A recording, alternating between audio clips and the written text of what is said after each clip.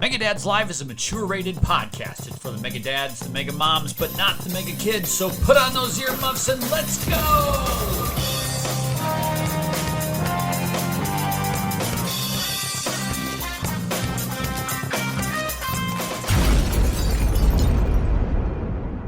What's up, everybody? Welcome back to another exciting episode of Mega Dads Live.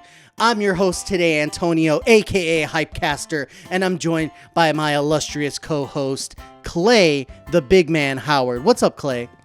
What's up, everybody? Hello, hello. We are filling in again for Adam, who came back from his trip to Bora Bora. He was on special assignment, but then he forgot his keys, so he had to go fly back to get his keys so he could come back. It's crazy. He had just bought an electric vehicle, so very important keys those keys. So we are here once again filling in, and we're going to have an excellent time talking about some games, doing some get to know you questions. Welcome. If it's your first time listening, if it's your 1,000th time listening, I don't know if we've done 1,000 episodes, I'm not sure, but we want to thank you for being here. We do it all for you. We're going to kick things off with a quick get to know you question. Now, I'm going to put you on the spot, Clay. You ask me a question. Get to know you. Real quick. Just any question. Any question to get to know. Could be gaming related, could be life shit. Ask me what the meaning of life is. Go ahead. So I'm actually going to ask you a breakfast question. Oh, this is perfect. I was just thinking of breakfast. Okay. If you were to have the perfect breakfast sat down in front of you right now, and you could just go to town and just destroy it, what would be, to you, the perfect breakfast plate? You can put whatever you want on it, but I want to hear in very, very strong details. What does that plate look like to you? What is on that plate? So my mind immediately went toward the Mexican breakfast. I'm sure you've had it. It's a combination of refried beans, eggs, some chile. Like there's also the chilaquile where you can put like kind of fried up tortilla, if you know, like that's commonly on the plate. And then, you know, like depending on who you are, you can either do some skirt steak with onions or you can do some chorizo on there, you know, but it's basically, there has to be beans. There has to be beans. Does there have to be tortilla, chilaquile type stuff? No, but it helps. And usually it's like a bean egg, like meat plate. And if you go and get like breakfast places, you know, like any Mexican style like breakfast, they have this. Absolutely. Usually a chilaquile style. That's where I went initially. But quite honestly, if I can be really real with you, I'll eat just a Belgian waffle, like a really well done, like where the vanilla hint is like just perfect, crispy on the outside, like with some good butter. There's different types of butter you can put on, you know, like whipped butter. Like there's something about a Belgian waffle that does it for me. It really does. But then my third runner up would just be like a bucket of bacon type thing. Like I that's what breakfast is to me. Like when I really think about it, it's bacon. It revolves all around bacon. What's your breakfast meat? Are you bacon, sausage, or ham? I'm more of a sausage guy. You like the sausage? Yeah, I have nothing against bacon. I don't order bacon out because it almost always disappoints me if I order it at a restaurant. If we're at home and I know that my wife always gets like the premium bacon that's like way too expensive, but it's always amazing. Like I love it. I'll enjoy it. But sausage is hard to screw up, and so I usually order that out because most times people get it at least somewhat right. Bad or like not great sausage is still way better than like decent bacon in my opinion. And so plus there's like I'm just saying like half the time people like either it's way too crispy of the bacon or it's way underdone. And it's hard to get it right, and so sausage is way more difficult to get wrong, if that makes sense. So I typically go with that. I agree with you. Like I do not order bacon anymore out without saying well done, because I need the bacon crispy. Like when you have a limp dick like bacon slice that's like fatty and like not crisp, it's not good. Like that is not the ideal bacon. Now when it comes to sausage, are you link, patty, you know, where it's like kind of crushed down into like a little patty form, you know how they do that, or like huge links where it's in the sausage wrapper and it's just kind of like browned on the outside and it's like eating a huge log? What do you think? Yeah, I prefer the patty. Patty? I'm a patty. Oh my God. A connoisseur. Just because afterwards you might have some leftover and you keep those for breakfast sandwiches later. I mean, they're ready to go. I mean, come on. That wraps up our get to know you breakfast talk. So quick shout out to my daughter. So we got my daughter tested. Okay. So quick aside, she went to like do tests to see like what her school level was, and based on if you test well or not, you can get into like gifted schools or even classical schools in our Chicago public system. So if you score well, they let you into you could get a possible offer to go to like special schools. So my daughter scored extremely high, and the points really probably won't matter to people, but long story short, she got into like one of 28 slots in a gifted school. Like there's only like 28 slots open. All of Chicago like applies, so all kids from all over the city, and she got in. I was like crazy. Like I was so impressed. So shout out to you, little one.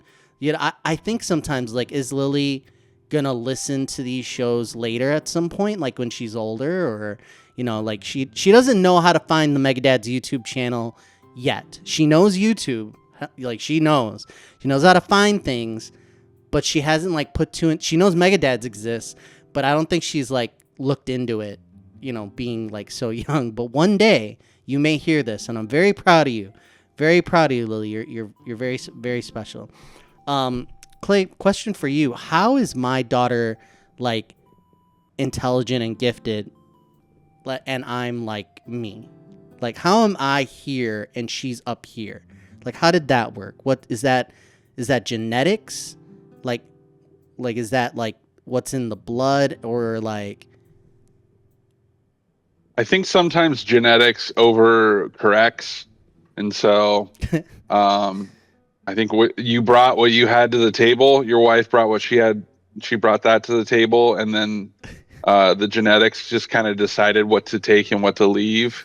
It's probably mostly leaving with what you were bringing to the table, and mostly taking what Christina brought to the table. So, and sometimes they go, "Wow, yeah, Dad's kind of an idiot, so we should probably help this poor little girl out and give her some brains." So our follow-up question, like we're talking about this and we're proud and we're like talking, and then we started like sharing our experiences of school, and like I failed a lot of like math classes and like chemistry and like trigonometry, like stuff like that. Like I was not the best student. Like I got A's and B's, but I also got like F's and D's in like certain stuff. So yeah, I'm not the smartest crayon in the tool shed or whatever you want to call it. So very interesting. You know what's really smart is playing video games. Let's press start on South of Midnight. South of Midnight is an action-adventure game developed by Compulsion Games and published by Xbox Game Studios. It's available on PC, Windows, Xbox Series X and S, and is included in Xbox Game Pass Ultimate and Xbox Game Pass PC. It's a base price of $39.99. South of Midnight is, long story short, a really special game. It is one of these games that were touted as, hey, this is Xbox Game Studios coming out with some fresh IP. There's not many games set in the South. It has a very, nice visual style, and this is going to be like one of our major releases.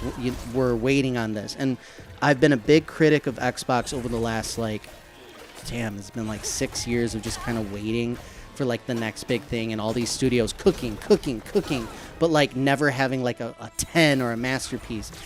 And I would say that this probably isn't that, but at a $40 game, like a relatively like quick playthrough, I think it's like 20 hours, but it's special. Like there's it being set in the South, you playing as, I think her name's Faith, I forget, but the main protagonist, this girl, it's about like being a weaver, and you have like magic, and it's blending the real world with this fantasy, and this lore, kind of like grim fairy tales where, okay, the world all of a sudden has fantasy elements. Like, you're walking through the bayou or whatever, and there's like a giant peach, like out of nowhere. And this is like one of the first hints that like something is amiss here. Like, there's like magical stuff happening. Things will be like oversized, and like, oh, this tree is like an actual person, like that type of thing. And characters like talking to you, and like animals like looking weird and all this. It is beautiful. Like, the setting being in the South, like, starts out like in the real world, and I was blown away by that. I'm like, this is a really cool visual style. It has like this stop motion claymation type look to it, and that was one of the first striking things, is it really kept my attention. Every time I'm like going through these trees or something, like, oh, that's like a bramble of thorns, but it looks really good. Like, there's just a fresh art direction to this thing. Like, the character models are very well done and emotive, and when they're talking, it's like we'll have the girl and her mom talking, and I felt like it's very authentic, like dialogue. So it just screams and bleeds like style and freshness, and I'm really enjoying it. Now, Clay, I want you to ask me big questions about the game. So, big question number one, what are you thinking? If you were on the fence about this game, what would you want to know? Yeah, so I mean, just scrolling through some gameplay footage while you're talking, it starts off with a lot of dialogue. And at first, I was like, "This doesn't look like a game for me at all." Like, it just didn't look like it. Not a big fan of just these big dialogue kind of games. But as I'm fast forwarding, I'm seeing things start ramping up. Like, the action kind of kicks in. There's this big storm, and you're running through, and visually it looks cool. Gameplay wise, it's maybe a little simple in this beginning part, but it's engaging. Is this more of like a narrative game with some action elements like sprinkled in, or is this mostly an action game, or is it more focused on storyline and like cutscenes? Yeah. I mean, what are we dealing with here? So there's a setup, a decently, long setup. I wouldn't call it overly long, but there is story there. It's like there's a disaster, and it kind of like breaks the world and introduces like the fantasy elements, and then you're like kind of on your own adventuring, and you're trying to kind of just progress. Like, you're looking for someone and trying to rescue them, but you're also like learning about these powers. Like, oh, I'm special. I'm imbued with this weaving, so I can fight monsters. I can, take them down and clear and cleanse the corruption around here. And the story goes from story bit and talking to very well done, very awesomely voiced characters. So they'll have the like NPCs, and they'll set up like, oh, now go find that. And then you're kind of in this limited, I wouldn't say exploration. It's just like some light platforming. So you're really kind of saying like, oh, this is cool. Like, this scenery is cool. Then bam, they put you in the arena. The walls come up, and you fight a couple monsters. Banish them, kill them, defeat the like little nugget of evil or whatever, and then it cleanses the area. Then you're able to progress again, and then it's some light platforming, and then an NPC talking to you about like, okay, the next story bit, and then right into the action again. So right into the combat. And the pacing from other people that I've heard talk about it is really good. Like, it's like it gets going, and it's like, okay, you can only do so much of this light platforming before we're going to throw a battle at you. And then you're going to talk to someone, and they're not going to talk for too long, and then you're going to go. So it's like it kind of keeps you moving at a clip. One of the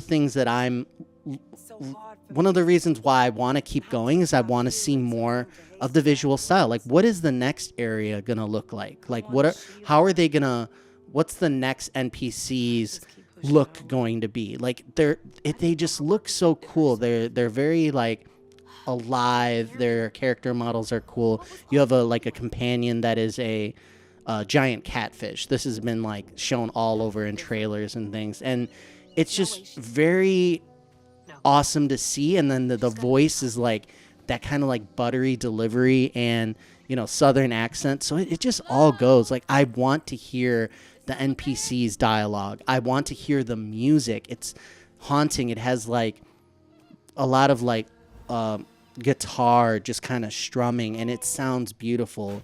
And there are different songs that pop up and chanting, and the music's great.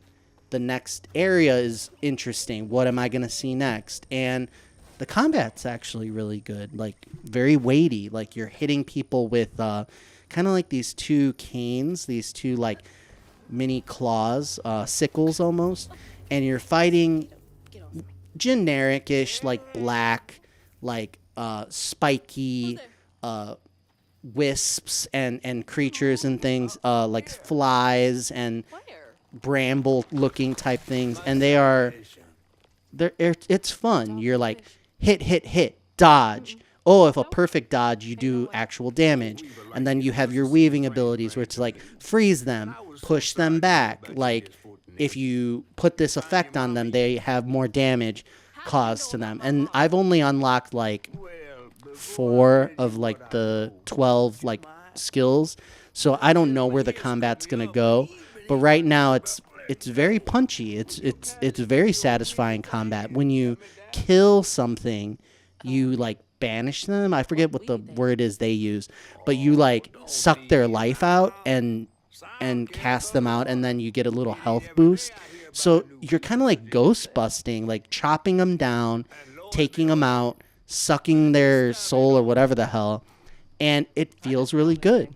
Next big question. Again, you're still on the fence. You say south of midnight, more like north of sunlight. This looks not good, but what can I do to convince you otherwise? You really don't know anything.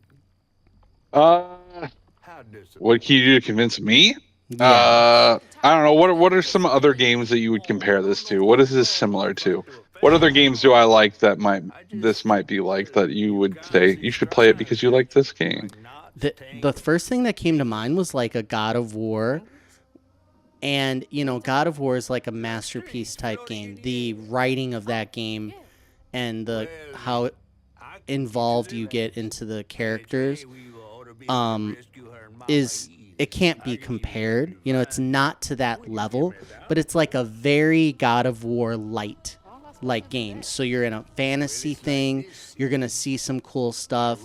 You're going to meet some NPCs. There's, again, very like lore heavy. It's going to talk about some dark themes, and it's about family, and it's about pain. So a lot of similarities. The combat, I'm not a huge fan, actually, of the actual combat of the newest God of Wars. It's good. I'm not in love with it as much as other people. So it's a fight, talk a little bit, very light exploration, fight, talk a little bit. So that's the gameplay loop. So it is comparable to something like a Tomb Raider, a God of War, something like that. There's not a whole lot of exploration going on, which is a shame, but I think that's to like keep you focused on just get to the next fight. And you like the next fight. It's a good experience. So I think the story is really what ends up hooking you through. And I really want to play more. I've only played, I would say, like 3-4 hours. So I'm like at the very beginning. The story is divided into like chapters. So I think I'm on chapter 4. And yeah, it's good. I died a lot for some reason. Like I just wasn't like paying attention. I think like if you get hit like 3-4 times, you're done. So you really have to be good at the dodging, and it's not difficult. It's on me. I wasn't like reading enemy attacks. So South of Midnight is really good so far. The story is very heartfelt and very dark, and is all about like the idea of there being evil or these creatures and this bramble or whatever. It's all about, they keep saying it's pain. Like this is all caused by pain. And you meet people who are the ones who have had the pain. So like the story is like, you're kind of like almost like a good witch, like helping people out type thing. And that's the crux of the game. So South of Midnight, action adventure game. Finally, Xbox Game Studios comes out with something like, I always say like, this is embarrassing already. Xbox like Game Studios not having like hits. They need hits. I would not be embarrassed if by putting this out. Like I think this is a selling point. This, and we talked about Atomfall recently.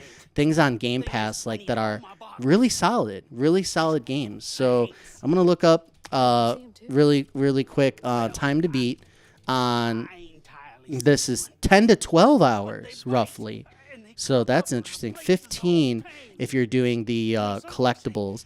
And then as far as like an open critic score, it is sitting at a South of Midnight is available now. Whoops. It's not good. That's the wrong one. South of Midnight. Okay, on Metacritic, we're sitting at a 77. So generally favorable. South of Midnight at a 77. And there's always like it averages out. Like obviously someone's giving like a 2 out of 10 for like, come on. And while other people are giving it 90. So you take it all with a grain of salt. This is definitely something that you could try yourself on Game Pass. I see myself sticking with this one for a while longer to see if it keeps pace and keeps me interested. So really good. And you know what that sound is? We're wrapping it up with the Caboose, where we bring you a recommendation outside of the world of video games. Doesn't always have to be, but a recommendation of something that you can do to touch grass, get out there, do something different. Clay, what is your Caboose? My Caboose this week is the fact that more recently, I guess this is still kind of video game themed, but I kept seeing on Facebook Marketplace that people would be selling these old like 90s and 2000 PC rigs where they're like the old beige, fat, heavy computers that we all knew and loved back in the 90s and the early 2000s. And so people were trying to sell them like loaded with a bunch of games, like this is the ultimate 90s PC gaming thing. And I was like, that's cool, but they were like $250, and I was like, I don't want to like drop $250 on something like that. Like, and so what I did was I ended up piecing out and trying to build my own. And so I went on eBay and I bought a tower, a Windows 98 tower from a company that sells on eBay that recycles old computers and tries to resell them. So I bought that, and then I pieced everything else out: the monitor, the keyboard, the mouse. I tried to go around locally in my area to like Goodwills and other places like that to try to find these old like 90s PC parts and even games I found a bunch of, which was really cool. And nobody wants that stuff, and so everything is pretty much dirt cheap. The tower on eBay was not cheap; it was like $150, but I think I got everything else, and I was still under $200.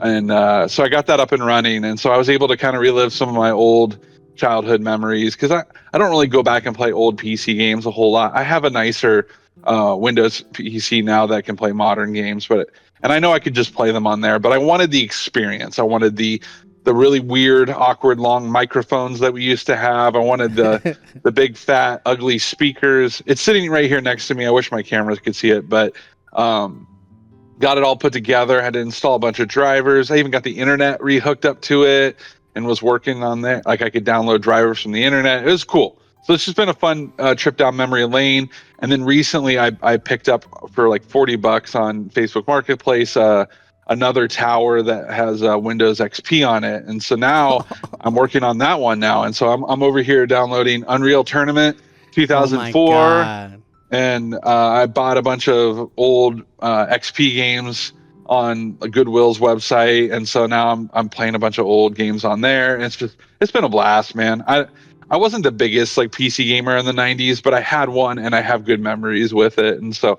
it's just been a fun thing to tinker with and add things to and install games and just have fun with it. And so if you ever see something like that or you miss finding that stuff, it's still out there.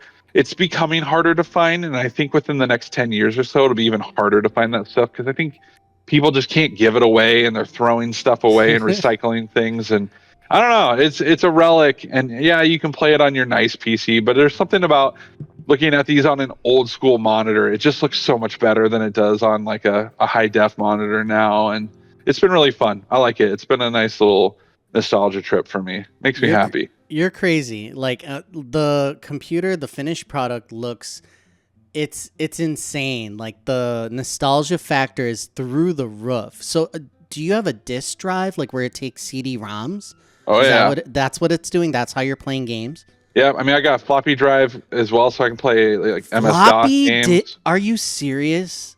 That is crazy. Mostly CD, and then I also figured out how to, download old games off of archive.org or whatever, and then burn them onto a CD, and then put the CD in and it plays. So I've Oh been my able to do God. that as well. But yeah, mostly CDs. But So yeah. this is my big question to you, because this is all fine and dandy. It's like, oh, I built it, I got it to run. Super impressive. I am so impressed that you were able to pull this off. But nostalgia is nostalgia. Like, the actual gameplay can't hold up, right? Like, are you actually sitting there playing games, enjoying them? Or it's got to be to me, that would be like grueling. I'm not as much of a retro gamer as you. Like, how do you feel? Like, what are you playing on it actually?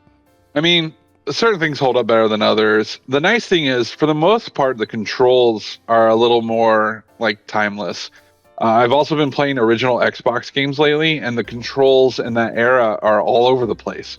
Some of them are very what we're used to nowadays. They're still pretty modern, and then there's some that are just like super outdated, and you're like, why would that button do that thing? Whereas with PC, it still feels relatively.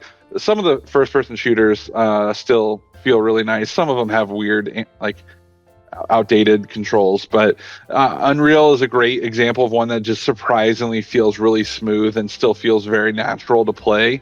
But then things like Age of Empires and Roller Coaster Tycoon are just kind of standard computer point and click type games where you don't need to know a lot of like shortcuts and controls. There's a lot of mouse movement, clicking on things and telling it to do things. So a lot of that stuff holds up. I love the backyard sports games. I played those when I was a kid. So backyard football, backyard baseball. A lot of those are pretty intuitive and easy to play. And then I've been playing some point and click adventures. I just downloaded Monkey Island and a couple others like that, Spy Fox, and a couple other LucasArts games like that, some old Star Wars games. And so most of it holds up. Every now and then you get to something and you're like, oh, this isn't as fun as I remember it. But for the most part, fairly decent. Yeah. My Caboose is going to be Grim Fandango. When you say LucasArts, like as soon as you're talking about classic PC gaming, I have a feeling that point and click adventure would hold up. If you've never played it, you haven't heard of it, you've been living under a rock. Grim Fandango is like it's kind of like a Latin, like Day of the Dead, like theme. It has this story that's super quirky and out there where you play like a travel agent to the land of the dead, and people are living in like limbo between life and death, and you're like trying to get to I guess heaven or whatever, like that at the next point in the afterlife, but you're like living in the land of the dead. And it's like really cool, cartoony graphics, point and click adventure. It's just oozes charm, like surprises around every corner. I would try Grim Fandango if you're into classic PC games. You've tried Grim Fandango, right? I actually haven't. That is. Are you fucking kidding me right now? I'm very aware of the game. LucasArts game, super popular. Yeah, that's definitely one of the games I was like, that's the kind of game that I would love to go back and play. Never tried it, and always saw it on like the back box art of like Star Wars LucasArts games that I'd play, and I always thought it looked really cool. Always wanted to try it out. Never played it. So I played with a guide. Like, these point and click adventures are brutal when it comes to like actually get something done. It's like, oh, you have to find a balloon like 6 screens away and put it in your pocket and bring it up to something else. And, oh, did you know you could put this item in this item and combine them? Like, all this crap. The gameplay is like not fun in my opinion, but the story, the setting, the characters, the dialogue, it's just everything else is through the roof, like amazing to me. So yeah, check it out. Check it out. Nice. Thank you for joining us for another exciting episode of Mega Dads Live. We went all out. We went 99 miles per hour for y'all, and I hope y'all appreciate it. Thank you for listening. Thank you for watching. Please check out the Mega Dads Discord. We want to chat with you. We have the Discord where we talk about our lives and share what's going on, what we've been playing, ask each other questions, share like photos from Disney trips and stuff like that. So check it out. You can find a link to join our Discord chat in the description. We really appreciate you. Thank you for being here, Clay. You really drove the ship. You righted the car. You drove the limo. You got us through the finish line and past the eye of the needle in the storm. Awesome. We will see you next time, everybody. Have a good day.